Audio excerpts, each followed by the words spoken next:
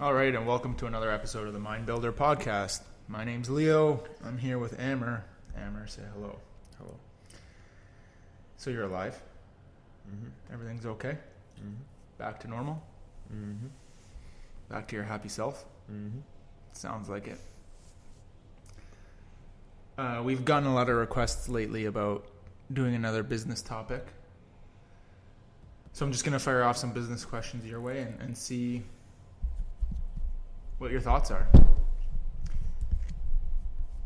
So to begin, we'll start off with building a business mindset. And first question is, what is your value? What is your value? What is value? What do you think about when you hear that word value? First off, everyone always thinks like value, like the price of something. Well, I think price is a very important thing because price is a reflection of something. Yeah. And to me, in my business, and this took me many years to adopt this mindset, but it was to realize the value and the worth of my time because it's so finite.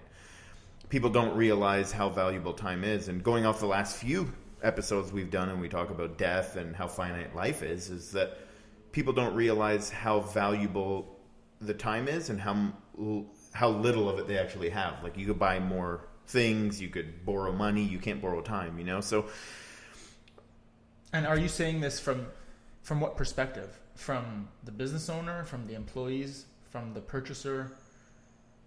You saying this is the perspective of everything, and this is the perspective you should have in life, even if you're not a business owner, is how much value you have for your time, which is ultimately your worth, right?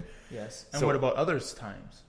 So like if I come to you, I should look at it from both ways. What are you doing for me? But then also, what is the time cost? Yeah, because how much value am I going to deliver? Yes. Also, so one thing I pride myself in my business and my work always is that I always over deliver, and I always provide value like none other. Like, we just sold out of a seminar within 20 minutes. So then that looks easy. Like if I was just going to look at it from that was easy. It's easy money. Didn't try hard. No. Like, there's a lot more that goes into it than just 20 minutes. There's a lot that goes into more than 20 minutes. Yeah. But so when, selling the seminar, I went back and forth on the price of it. And then I thought to myself, I would rather not do a seminar. And this is something, years ago I would have sold the seminar for cheaper, for example, just because I wanted to sell it out. But then when I realized how valuable my time was, I realized that I don't want to give it for less, because if I give it for less than what I believe it's worth, then let's say it's half the price that I was going to sell it for. Let's just use $100 for an easy number. So you're saying sell it for $50. Yeah. Okay, sell it for $50. Yeah. I'm not going to give you $50 worth of value because now I don't feel like I got my worth. I didn't get what I'm worth. You feel like you're getting ripped off. Like you're subconsciously. It's not a conscious 100%, thing. But I'm just going to go in there and give you a half-assed effort. Because that's how you're feeling half-assed. Yes, but if you give me, and this is why you should never bargain with people or try to negotiate on people's prices when it comes to services. Right? A product is different because you could go anywhere and get that product. Mm-hmm. But when it comes to service, do not try to negotiate with people on their service, the price of their service, because they're going to give you less value and less worth. Mm-hmm.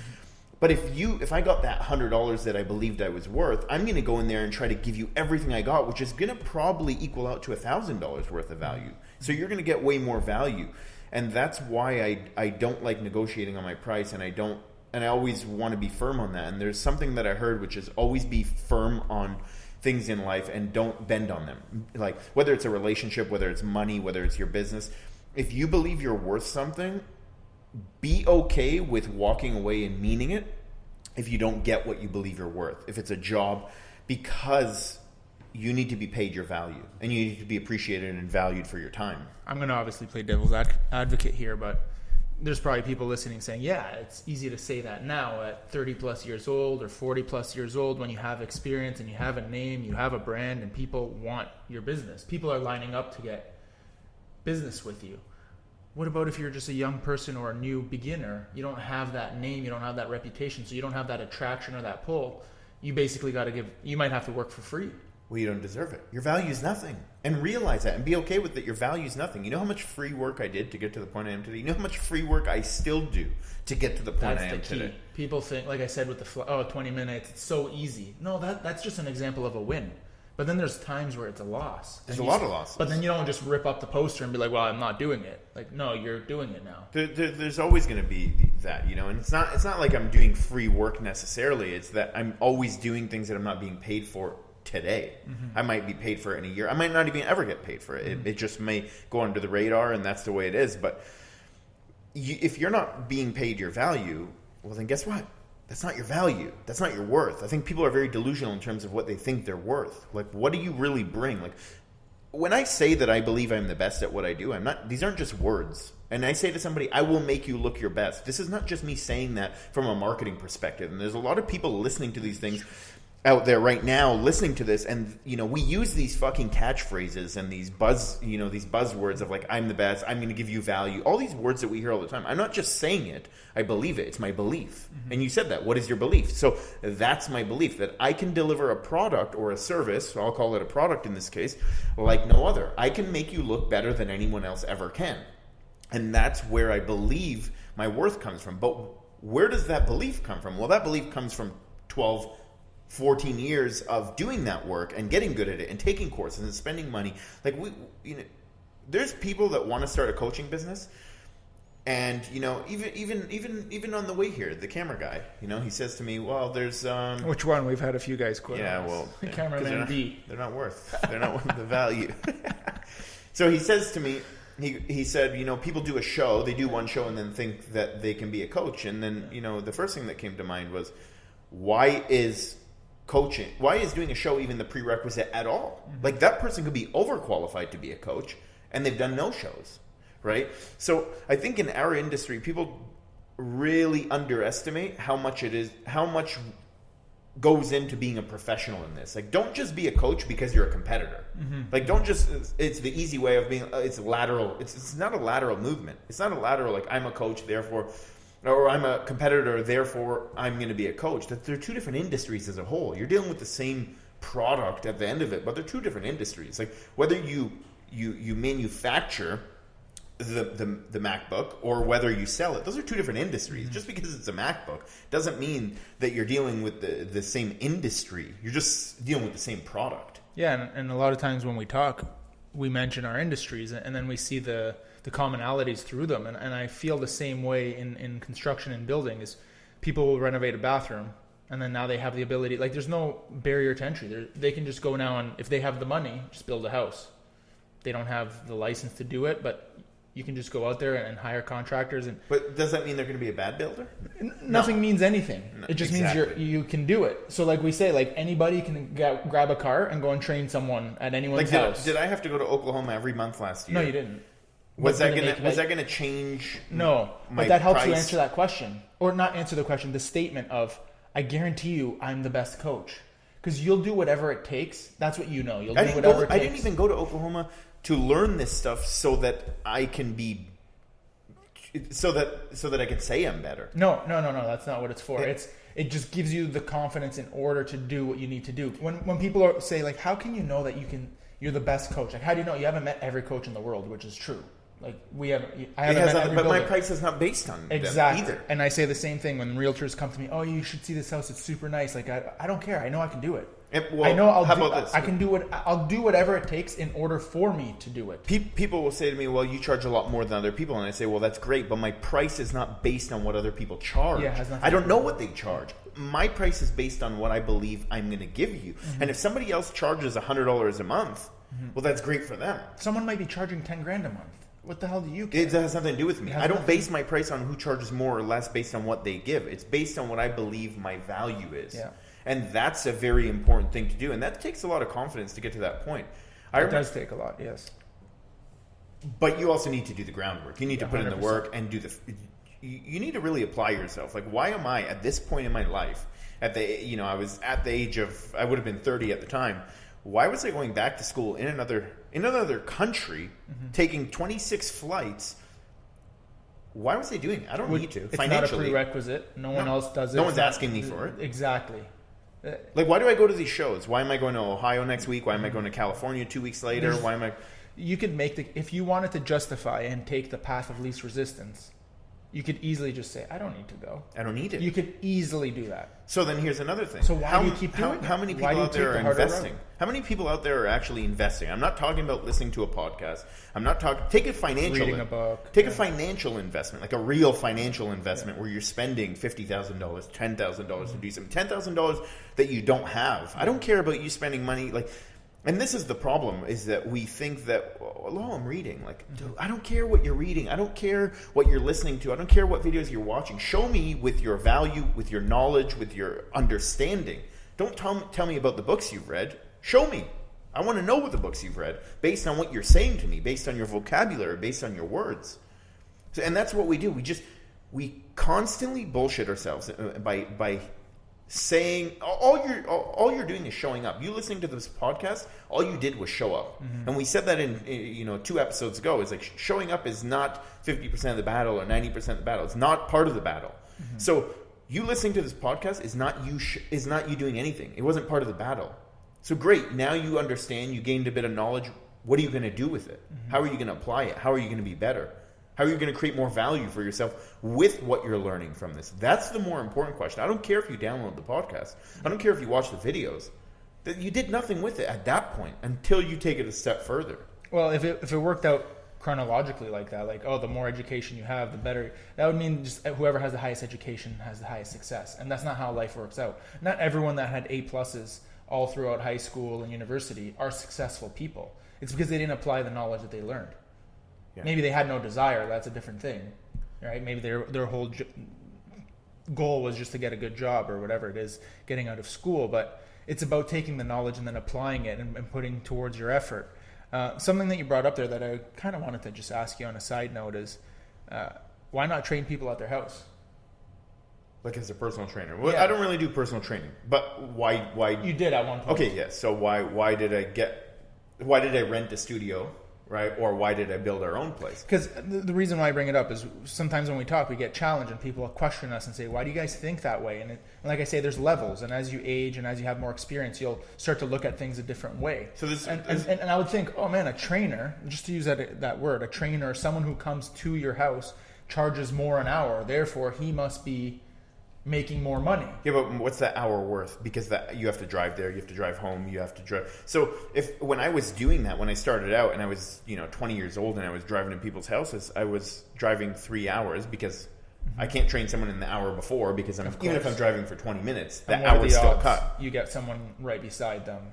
No, there's no chance. So I would drive downtown Toronto, which is a 25-30 minute drive with no traffic. To train one person. So even if it's 25 minutes, well, that hour from 6 when I started driving, or 6:30, I can't train someone during that hour, so that's cut. So now it's 3 hours for that 1 hour. So what is my time really worth? Plus gas, plus all these little things. But I did it at the beginning because I wanted to get experience and I didn't want to say no. And just for people who are maybe in that time period of their life, were you charging for 3 hours? Like, say I was charging $60. Okay, so let's say 1 hour. So $20 an hour. $20. There you go. That's what, minus gas, sometimes I had to pay for parking. Nothing great. Like nothing to like promote. And honestly, and I'm going to be honest with people on this podcast. Like I was treated like shit too by most of these people. That's another thing, right? Like I remember one guy I dealt with, this guy who had so much money, and I remember him throwing a stability ball at me as I walked away. And that was the last time I trained. And this was. Did you catch it? No, he hit me in the back. Oh shit. Listen to this guy. I would tell him, like, get on the ground, do some push-ups. He says, no, I don't do push-ups. Fat motherfucker, too. He would say, I don't do push-ups because... I said, why? Do the fucking push-ups. And he would say, no, I don't do push-ups because when I used to play hockey, I was taught to never stay on the ice. Okay, buddy, this ain't ice, first of all. Get your fucking ass on the ground. Never stay down on the ice. Oh, okay, well, we're not on the ice. We're on hardwood, this first is of not all. hockey. But, like, let's not bullshit ourselves. But this is what I was dealing with. Yeah. So I wasn't being valued, right? But the more I don't know where it started, but I do know that the more I invested into myself, the more I valued myself. And I don't know which started first or how, but I do know why I'm such a huge proponent on investing in yourself is because I did notice a huge correlation between how much more I valued myself when I was putting money into my knowledge, when I was putting time into my knowledge, when I was putting time into getting better, when I was surrounding myself with better people that were showing me a different side of success that I never knew. So then I was thinking to myself, why am I dealing with these fucknuts? Like, why am I dealing with these kind of people that don't value my time? And that guy was paying me actually $5,000 a month to train him. Whoa. And I walked away from that. One guy paying me $5,000 a month. Isn't that like a train fetish to pay someone a lot of money and then just to tell them no? Yeah. We heard about we know that is a thing. I think Abuse. it is. Everything's a thing. Abuse. But so I didn't want to. Even for that money, for one person, I said no because I didn't want to deal with that, because it wasn't even conducive to me getting better at my work. And the one thing that keeps me on a straight line all the time is that we always need a point of reference, or we always need accountability, whether it's someone else or whether it's ourselves. And that's why I believe in this theory of having someone above you, having someone below you, and having someone on the same level in terms of success, in terms of what you're trying to achieve.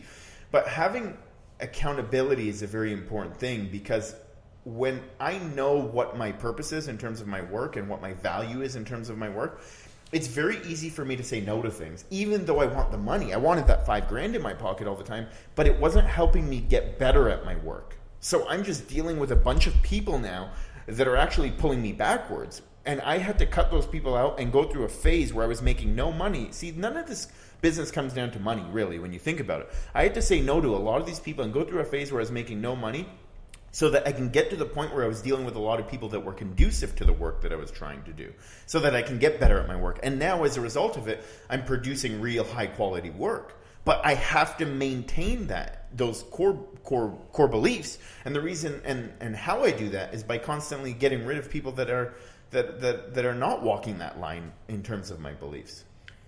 So you just said getting rid of people. The opposite of that is people getting rid of you. So in business, it's two ways. You can value yourself, let's say, at $500 an hour now. So you've increased your value. Just like you have the ability to say yes and no and tell that guy to fuck off, they also have the ability at any point in time to say, hey, Amber. Well, here's the thing. Or maybe not even say, hey, Amber, just ignore you. Here's the thing about in my industry specifically. I don't know if this is applicable to yours, but in my industry, and I see this always because coaches are making posts, they're making YouTube videos, podcasts about how clients jump from coach to coach or leave them. Like, guys, this is a business. First of all, this is a business. I tell my clients straight up, fuck loyalty. I don't need you to be loyal to me. What I need you to be loyal to is the results that I deliver. The loyalty should be to yourself in terms of what you're trying to accomplish. So why coaches want to believe that people are the problem in terms of they can't stick to a coach is because it takes the responsibility and the accountability off them. Because now I'm not the problem. The client just likes to go from coach to coach. Whereas my mindset is, if I'm so good, no one will ever want to leave. And even if they do leave, they'll always want to come back because I'm that good. And now when they work with someone else, they're going to realize how good I am. I don't believe in any of this loyalty stuff when it comes to business. I mean, I try to be as loyal as possible when I'm working with people, but you don't need to be loyal to me. Be loyal to the results that I provide. You're paying with your hard-earned money. And this is something I instill in our employees' mindset is people are working really hard to be able to pay you. Make sure you deliver value, because money doesn't come easy for everyone. You know, and I know that. People. And I know that because I came from very, very, a very poor upbringing. So I understand how hard it can be to earn money. So make sure that you're always delivering what people are expecting and more, because then you're never going to have to worry about this loyalty. You're never going to have to worry about people going to another coach. And so my mindset is always, I'm responsible to the results I deliver. Whereas other people want to believe that the client's the problem and that they're just not a loyal person. Who cares about all that loyalty bullshit? So then what do you do when a client leaves you? Doesn't happen too much. Do they say I'm leaving you, or do they often just leave and you kind of take the hint, like they ignore your DMs or emails? You know what? It doesn't really happen too much anymore. It doesn't really happen. But it did throughout the stages of me doing my work, getting to this point. And I'm not saying I'm made it by any means. I'm always working. Honestly, I don't think there's ever a level where you made it. Like, no, I don't think you're ever gonna feel people would be cowards about it. A lot of people would be cowardly. And how would you react? That my issue was with cowardly behavior. So I ignore you. I've been paying you. You know what? I do a show. I placed 5th. I was hoping to win. So now I kind of feel like shit. Maybe I start ignoring you. What was that? relationship like after that? I was being a coward. How did you react 10 years ago versus how you would react now? 10 years Did you ago? call me out on it? Yeah, I would tell people chase off me maybe. down, or I come would- and find me maybe in person? I would tell people off. I was one of those people where I'd say the client is the problem. They're, they have issues. They this, they that. Yeah, he was lazy. He didn't fucking work. But hard. to be quite honest with you, I've always been so dedicated to my work that that's never been a huge problem for me. It's just really hasn't been. And sometimes the trash takes itself out. Like That's true. there's been times where people have left and they just didn't fit with me well. My coaching style is not for everyone. 100%. My work style is not for everyone, and I can't. That's understanding that, I think, is key. knowing too. that. Yeah. Like I could talk to someone, I'm like, buddy, this will never work. Save both people time. And it doesn't mean that I'm better than you or you're better than me. It doesn't mean any of that. It just means that what you're looking for, you're not going to get. And that's probably one of the best things that I've done, is being transparent with people in terms of, from the beginning, of expectations, of what they can expect from me, what they can expect of themselves, and what they can expect of where they're going to get to.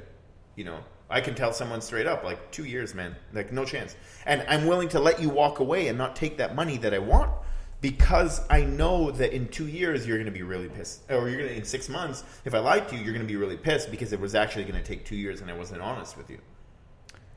So you mentioned the word loyalty a lot, and that's loyalty between you and your clients. What about like you and your fellow coaches or employees over time? How have you noticed? How loyal do you believe that you need to be? Fuck loyalty there too? Do you think you need to be more loyal? How do you manage employees? How do you manage working on splits with them? Like, is there a philosophy that you would tell people that want to be bosses, I guess? How to manage these people? Are you supposed to be their friend? Are you supposed to go out with them all the time? Are you supposed to be buddies? Are you supposed to always be tough? It's like being a parent. You can't always be yelling. Well, it's a skill.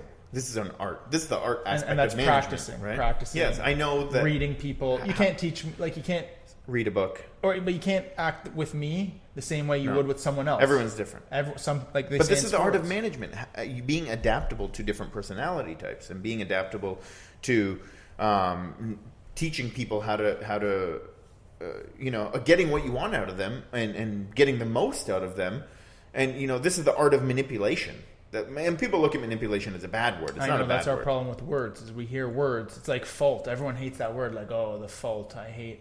Like, don't blame me. Why can't you just take responsibility? Why does fault have to be such a negative word? Like, it can be your fault. It doesn't mean it's a bad thing, though. Like, the reason why you failed was your fault. It's your responsibility. So, to take it to you and your employees, by comparison, how do maybe other people in your industry Okay, let me tell you treat my new employees or mindset, run because this took employees? me years to get to. My new mindset is do whatever the fuck you want to do. Honestly. You mean that's what you tell them? Anyone. You want to leave for something better? Leave for something better. I take nothing personally. Honestly, if you think that there's a better opportunity out there, go and take it. Client or Anything employee. you want. Yeah. Just, guys, this is a free world. I don't own anyone. I don't own anything. I don't own anyone. You come into this world naked, you leave naked, and that's it. You own nothing when you're on this earth. Yeah, no one's better than There's anyone. no possession. There's no, we own, and that's the problem, is we think we own people, and And hierarchy, like, I'm higher than you, therefore I'm better than you, therefore you no. owe me. If you believe that there's a better job out there, do Go it. take it. If you believe that you can start your own business, go do it. I'm not stopping anyone. That was the problem. I used to control things, or I used to try to control things because of an insecurity, a fear of loss, fear of embarrassment, fear of failure, fear of all these Fear things. of perception from the outside Yeah, world. what do people think? Do people think I'm failing because I lost an employee? I don't care. You know why I don't care? Because I'm doing my best every single day, and all I can ever do is do my best. But if you're not doing your best, then you have something to worry about. All I can do is give my best effort every single day of my life. And if I'm giving my best effort every single day of my life, I will never have a regret in anything that I do. The problem is, most people out there are not giving their best effort with everything they do. They're half-assing 90% of the fucking things they do in their life. And then as a result of that, they're disappointed all the time. I'm not disappointed about anything because I never look back and say, could I have given a better effort? Could I have given more? No, the answer is no. As a result of that, I did the best I could. And that's all I can ever do. And I can learn from it every single time. And that's something that I'm very good at. My best skill and my best characteristic is my ability to learn through failure. And I don't think people have this ability. When I lose a client, or when I used to lose clients more frequently when I started, I would look at myself and ask what I did wrong, why I lost a client. If I lost a friend, I would look at it and say, what did I do wrong? Why did I lose a friend? What could I have done better? I don't look at the person as the bad person, right? So, and that's us just protecting ourselves, trying to feel better about ourselves. That like my friend is the problem, or my employee's the problem, or my client's the problem. I'm the problem, no matter what happens. And the reason why I always adopt that mindset is because I'm only in control of myself. So I always have to constantly take responsibility of myself, even if it's not my fault, because I can still learn from it. I agree 100% there. I think you can kind of take that anywhere, like within relationships. Everyone is always blaming the girls they date or the guys they date. It's all their fault. I can't seem to find the right girl. Why can't they seem to find the right girl? Where are they looking for these girls? What message are they sending out to attract? So I think it can work. You attract what you are in life. That's a big thing. And we see that all the time. See, again, that's just a quote. Like everyone sees it, everyone cliche. writes it. Oh my God, everyone. No, posts but we truly attract what we are. Like I don't want to be around you if you're a shitty person. I'm a good person. But doesn't that sound so simple? Like it almost sounds like we're like talking about magic. Like spirituality. Yeah, it's like what you put out there, you get. Like it's. But you really do. It's not like a literal thing, you know what I mean? Like, don't put $100 out. You think it's not a fishing line. Yes, or it's not like an immediate. Like, hey man, I ate well for 10 days. Why didn't I get abs in return? Yeah. Like, it's not a mathematical thing. It's an over time thing. It's a consistency thing. Yeah. Another thing, I guess, because you've been in business for so long, and something I find similar in my end is people not realizing that you are not your company. Like it's two separate entities. So like once you open a true business and like you tell people, like if you go and risk 10,000 or 20,000, now you're actually becoming more of a company. Now there's risk, there's investment. You're not just like, an Instagram account where it costs you nothing to start up. But sometimes I wonder, do people not realize that? Like, hey, Amber, how come, you used to be $50 an hour and now you're $100 an hour? Well, now there's a gym to pay for, there's lights to pay for, there's taxes. Toilet paper to wipe your ass. Toilet paper, there's insurance. Now I got to fucking have insurance because you might come over here and drop away. Like, do you know how much insurance costs a year just to have a gym? And what is insurance? Insurance is basically like you're throwing away money unless you make a claim. Yeah. Just for nothing. Cost. Like you just for nothing. So now you have to coach X amount of people just to make that back before you even. And that's something I find it eats me up in my business is all this kind of the HST and the insurance and the license renewals and the education. If you want to do it the legit way, it costs so much. And people wonder, like, why do houses cost so much? Well, because there's so many fucking rules and regulations. When you do things the right way. The legit way. Here, I saw a sign, which I thought was very interesting. It was like a mom and pop store, and it said, Amazon Prime, support your local business. Amazon Prime or Amazon is not going to sponsor your kid's soccer team. Oh, yeah. Like, because mom and pop stores are going to put their names. But Tim Hortons is like number one for that. Timbits hockey. But the rationale behind that is like you can't expect mom and pop stores to stay open when you're not supporting them. Yeah. Like, guys, stop buying on Amazon all the time. Stop buying everything from Amazon. And then one day, 10 years from now, you're like, wow, there's no jobs anymore. Every business is shut down. Yeah, no fucking shit. No, every business shut down because you were supporting the biggest business in the world that's not giving back to the same degree that these small businesses are giving back. Mm-hmm. Because you didn't want to pay a bit more to support a local business. Yeah, and that's the thing. Like, as soon as somebody approaches me and the main topic is price, I don't even entertain the conversation. Not because I think I'm better, not because I think that, it's because you're searching for price. Yes, we have two different, like, I don't want to say goals, but we have two different expectations from this relationship, and that's how I feel when I meet prospective clients. Like, I'll over-deliver that. Whatever I'm charging, I'll give you more. Always. But you're actually looking to get less out of less. Mm-hmm. Like, you're trying to get less out of $100 a month, let's say. That's actually what they want. They want less out of less. Which I'm not willing to give because you're not appreciating. And the biggest thing is you don't appreciate what I do. Mm-hmm. You won't understand what I do.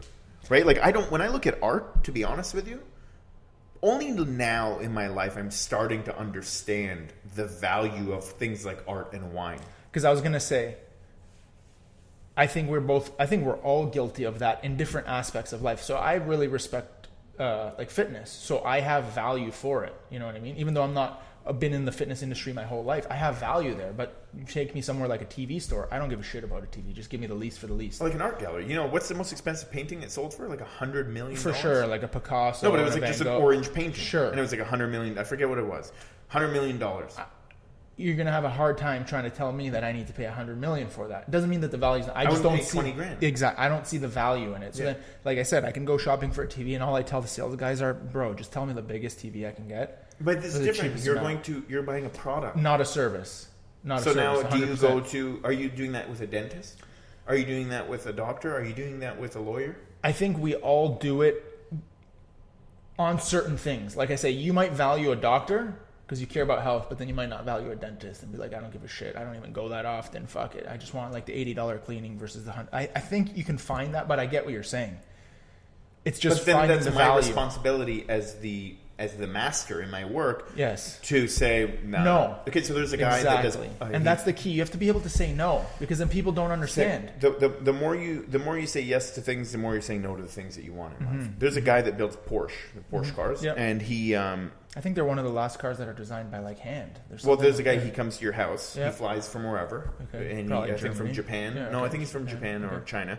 He flies, and it's a couple $100,000. He builds your car. Like he makes it look how he wants it to look. You have no say. Okay. So he's going to build you a new car. He rebuilds your Porsche. Oh, the one To that you make- already have. yeah, so you have to already be a have one, Porsche owner. Yeah. Okay. And then he rebuilds it the way he That wants already it. takes me out of this possibility. Yeah. I don't have a Porsche. Yeah, we're too poor peasants. Okay, so you call this guy, he flies over. He'll build you this car, but up to his artistic Oh liking. yeah, you have no say. Color, nothing. I was going to get a tattoo a couple of years ago, a full sleeve. And the reason why I was going to get the tattoo, I didn't even care about the tattoo. It was the artist that I wanted. You have no say in what you're getting. Mm-hmm. He doesn't even outline it. He doesn't do a stencil, nothing. He just literally takes the ink and he goes, draws on your arm. But I was willing to pay for the artist.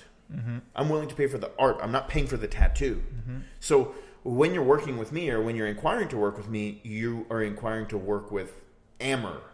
You're not inquiring to get a contest prep, or you're not inquiring to get your body in good shape. Mm-hmm. So it's the way you view it is going to determine your value for it, right? So I can go get that similar tattoo that I was going to get from someone else for half the price, but I was paying for the experience as well. True. I was paying for, do you know how many lessons people learn from me without me even trying to instill those lessons consciously in them?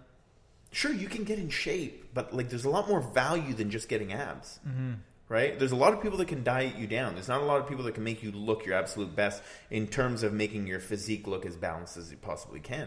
Those are two different things. Like when I look at a physique and when you look at a physique, we're looking at two different things. 100%. When that guy's looking at the Porsche and I'm looking at the Porsche, we're looking at two different things. And that's what I'm saying about not seeing the value. Like you just have a certain Perspective. Yes. The question is the people who are coming to you have chosen to come to you. Like I haven't come to you, so what the fuck? I don't care about your value, and you don't care about me. But if I'm coming to you, now it's my responsibility. And sometimes do your homework. Yeah, and sometimes I feel like, I don't know about you, I feel like I can take that as disrespect. People will come up to me and just be like, "Hey man, can you just build me this for this?" Yeah, and I'm just yeah, like I want to tell them almost like not in a rude way, but Fuck do you know you. who you're talking to? Yeah. And I don't mean that as if I'm better than anyone. It's just, Do you understand me? yeah, I think you just walked into the wrong store. We don't understand Yeah, each like other. it's like you walked into the Apple store, but you're talking like you're in the dollar store. Yeah. Like it's not that one's better than the other. That's why both exist. But you're talking in the wrong language, and I'm like, man, I don't do this. And they're like, why won't you take my money? I find the biggest insult is when people come to me and they say tell me why I should work with you. Tell me why I should hire you. That's you like shouldn't. game over. No, It's game over. Have a great day. We'll see you later. And it's not. It sounds like arrogance. No, and it's not. because I'm gonna under deliver first Yeah, of all, and you're gonna be disappointed because I don't even want to work with you. Yeah, well, there's a saying something like that where you get more something by being sweet. You know, like you get more out of it by being sweet, and I feel like that works better with us. Like if you come to us and you're nice and you're proper and you don't say these bullshit things, you'll get more out of it because we don't want to deliver 100%. We want to deliver 150 if that existed. Like I have a girl that just came. She came with her boyfriend from Ottawa. A 4-hour drive to see me train. Yeah, not whatever. local. Yeah. I gave her shirts, gave her a drink. She's like, "Oh, how much do you like?" I don't want anything. It has nothing to do with money. Yeah. It's like I value you. I value what you just went through to get here as well. Yeah, I'm trying to reciprocate that value. Yeah. It's not like you did the math in your head before, like 4 hours, there was traffic, it was a snow day, it's equal to a shirt. $10 of gas per You know, it's per in the 100 moment. kilometers. It's Yeah. like an organic. Yeah, here you go. Thank you. And that's the way relationships should work. The problem is everyone's like, "Oh, well, you didn't give." Like, man, Everyone's to the when penny. you first start working with me, I actually think most people think, "Where the fuck is the value in this?" Mm-hmm. The real value is not when you just wait. I think they want all the value. Everyone wants all the value right away too. It's like, give me the best Like, program. do you know how much give me I the do for some nutrition. people for the last 8 weeks before their show? Yeah. Like, I just compensated for what I gave you the first 3 times 1,000. Like, I don't want to look at your photos twice a day. Like, do you know how much financially speaking, do you know how much I should be charging you to do that? To look at your pictures twice a day? Every day? I know. For 8 weeks? I know, but you don't look at it that way. I don't ever look at it that way. You're looking at it, this is what's required To get the in job order done. to do what you've set out to do, which is say I'm the best at what I do. To do the job as best as it possibly can be done. Not the best I can do. Yes. The best it can be done. See, and then these are stupid numbers, and this is what. So now people are going to be like, "Oh, you need to look at pictures twice a day." Like, that's not the Well, message because either. there's some people that say, "Well, you looked at her. I saw her post that she checked in with you Yeah. every day, but you only checked in with Because me every everyone 3 needs days." different things, man. What about if it takes me 3 times a day? You'll do it 3 times a day. Like, fuck the 2 times a day rule. Everything in life, I believe, there's an equilibrium, and everything balances Yeah. itself out. Yeah. And that's why I never. And people will say that to me. Well, you at the end, people will say that to me. Well, I think you did you did a lot more than what I paid. And I say it doesn't matter. Don't worry. It balances out. It balances out because some people only needed me to do it twice. That's just what was required of them. So don't worry about it. It's fine. Yeah. With my clients a lot, it's like people buy a house and they're just like, "Oh, I buy a house. What's the difference, one house or another?" And I'm like, "Yeah, I know, but when you buy one from us, you have a warranty. Like, I'm still with you after the purchase." Yeah. All these like You guys call who are them and they're gone. quote unquote illegal, their cell phones, like I say, their cell phones just doesn't work after. And I'm like, you see, like, now you bought the house, same, but now you're alone. And the best part, like the biggest purchase you make is your house, and you don't have insurance. People fucking spend $400 on TV insurance. So one thing that's lateral to both of us is the one thing that people are paying for, and the real value in what you're paying for, and I say this to people all the time, is you're paying for trust. There you go. Not only after you got the product, before, right? I'm willing to pay that premium because I know that when I tell you I want to build a house, and you say to me it's $1.5 million, 1.5 million. There's other people out there saying it's going to cost $1 million to build. By the end of it, that $1 million turns into $2 million, but you're so deep in that you can't do anything. But That's I the paid scam. an extra. What I thought initially, I paid an extra $500,000. That's what I thought. I actually saved $500,000. Yes. So when people say like, "Oh," Plus the aggravation. Like, you'll headaches, get them in stress. shape Yeah. in less stress. You don't need to. You know what I say to people? You don't need to do 5 shows. Yeah. I don't even need to diet you down to know what you're gonna. To know that you need to diet in nine months, not today. Like, people will diet you down and say, "Oh shit, you don't actually have glutes." I didn't need to do that with you. I didn't need to waste those 4 months of dieting to realize you didn't have glutes. That's where my experience comes from, and that's where you pay for trust. Is that I know what I'm doing and that I'm going to deliver. I don't need to do 5 shows. I'm going to get it right with you after the first one.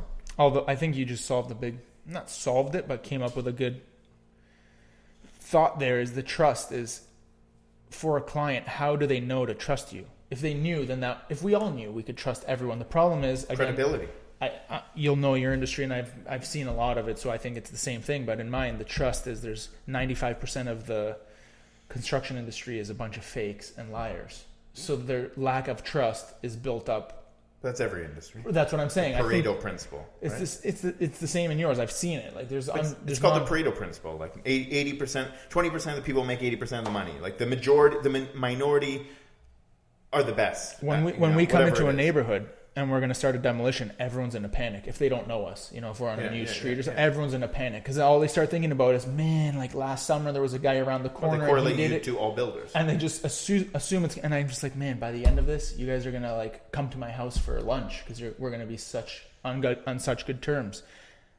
But it takes them time to see that. Like, I can't show them that trust before, unless you have this name, And I'm sure it's the same in your industry. I'm sure there's coaches out there who maybe charge less or promise, I can get you in shape. Fuck, 12 weeks. Why do you want to pay Amber for 12? I can do it in 8. But you know what? I love those people because we need them. I agree, and that's what we always They come talk to me about. after. It's It just like takes me longer to get that client. We need those people, and I don't think those people are long-term people. Like I say, we always need recessions because then it gets rid of all these temporary people. In my business, I always say they go back to IBM. It's something that we used to say back when IBM was I don't even, are they around? I don't even. Yeah, well, literally, when we went to a gym not too long ago that went out of business, the owner was, where did he work? Was it IBM? Yeah. Okay, like a computer store. So I always say that. Like, there's guys who, they work in a certain industry and then they see the market gets hot, so then they start flipping or renovating. Yeah. But they're not committed. They're not committed to the art of the work. They don't even care. All they care about the numbers. And then when the numbers don't add up, they quit. And I'm like, good. That's one more person who's going to get out and go back to IBM and go and do. And we need, like, I like the numbers recession. don't add up for us at all anyways. There's too many people in the market. I'm sure people in the stock market think the same thing. I mean, we need all these idiots who are buying random stocks and playing with the.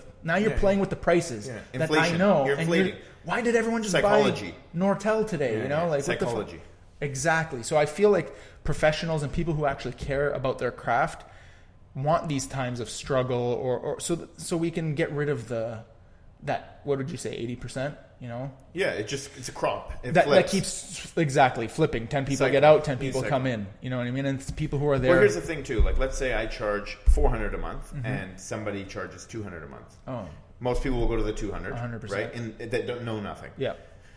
Then they'll go to the person that charges $400 after they didn't get the value they received for $200 because now they've been around, so they've witnessed the credibility. Then they go to the $400 and they're like, wow. It makes sense. But not only did I get $400 worth of value, I actually got $1,000 worth of value. But I didn't even get $200 when I paid $200. Yeah, this was the actual deal. Because you were shopping for price. Yes. I don't work with people that shop for price. I work with people that say, and this is also because of belief. I'm such a huge proponent of belief. I mean, on my wrist, right? For those listening, it's tattooed on his wrist. So the reason why I believe that the word belief and believe are so important is because I think that's the root of everything in life. Like, when somebody believes in my work and believes in me as a master of my work, they're going to get the best result anyways. If you're coming to me simply based on price, it's like now we're playing tennis, we're playing ping pong. It's like, okay, I hit one, now you're waiting for one back. I hit one, you're waiting for one, and you're counting everything. You're not actually looking at the accumulation of value in the big picture of everything. You're looking for, like, okay, whoa, I just sent you that and I didn't get exactly back what I was expecting. But when you actually put your trust in me as a person, then that's when you're going to get your money's worth all the time. And you will never get your money's worth when you're playing the numbers game.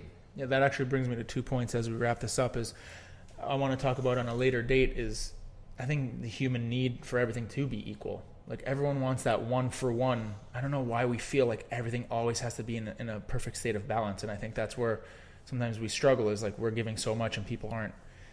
You have to let the dog off the leash a bit. Yeah, you have to be willing to give up a little bit and hope that, like you will get trust. something. You'll get value in return and trust.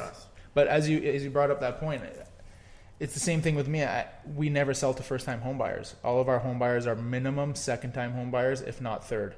And it's just part of the psychological transaction. People need to buy a house, a cheap house that's based on dollar per square footage. I got a $2,000 square foot house for this, and then they start to realize it fell apart. There was no warranty. It was a shit build. It didn't have value, and I sold it. They also make more money. It's funny you say that, and we're two different industries, completely different industries, opposite end of the spectrum, and we have the exact same belief, and we never spoke about this before until now. Because I literally said to someone today, I don't like working with first-time competitors because anybody can get you to 50% of your best. Anybody could build a 50% home. Yes. Right? Yeah. And you don't know the difference between a 100% home and a 50% quality home. Anyone can get you to 50%. Now that you got to 50%, there's a lot less people that can take you from 50 to 100. That's the hard part. That's where the real work is. That's the work I take pride in. Go to someone that just puts you on stage, gets you to, for a picture. Go do it. I'm not interested in that. I want to work with people that have had coaches before, because that's when I could showcase how good I actually am at what I do. That's how you can showcase how good your houses are, because now I'm like, holy shit, look at the baseboards, look at the that's why molding, I love open look at the houses. Doors, look at the knobs, look at all like the countertops. It's a huge difference, but you can't appreciate it until you've experienced less. And that's something that we always talk about, is you have to have a point of reference. You have to have that minimum, that core set of values, something to relate it to. If you don't have anything to compare to, everything is great or everything is shit. Yeah. Everyone listening right now, like, their life sounds shit, and I always try and tell them, guys, there's a billion people who have it worse than you. Like, just take it like from a long-term perspective. If you make $100,000 a year, you're amazing. Guess what percentage you are in terms of in the world of being rich? Yeah, in like the top 1%. Just if you make 100,000. Yeah, I'm not saying 100,000 is bad or good. No. I'm just saying. I think it's pretty good, but I think you're in a very exclusive club. But I never thought it was 1%. Top Is it 1%? Yes, I'm top just 1%. saying. One. I thought it would be like top 10. top 20, Yeah. maybe top 40. No, it's because again, what are we comparing it to? We live in Canada, man. Toronto, Like, fuck, Toronto. guys. We're comparing it to Toronto. That's true too. Like, let's go to, I can't even name these towns up north, like North Manitoba. Or let's go to Monaco. Let's go to New York. Yeah, let's there go we to, go. so we could play this game anyway. The problem is people so don't true. appreciate, they're too focused on where they want to be, and this is a big thing, and we always talk about this, we don't have goals in life necessarily. Yeah. Like, I'm just appreciating where I am and doing the best with where I am right now. That's really all you can do is do the That's all you best have control can today. over. It goes back to what I said earlier. Focus on what you have control over. Did you do the best you can every single day? Did you give your best effort all the time? Honestly, I was laying in bed, and I remember saying to myself, like, you're not giving your best effort. And that's what got me up. Like, you're not truly giving your best effort today. Because today could be your last day. And if today's your last day and this is how you chose to end it, that wasn't your best effort, you didn't take advantage of every single day. You don't even deserve, like, I don't even believe I deserve to live if I'm not going to truly live. Like, just because I'm living doesn't mean I'm alive. Right? And I want to live a life where I feel alive, not just living, not just getting by. That's an excellent way to end it. Guys, wake up every day and just be happy for what you have. To the next episode, thanks for listening.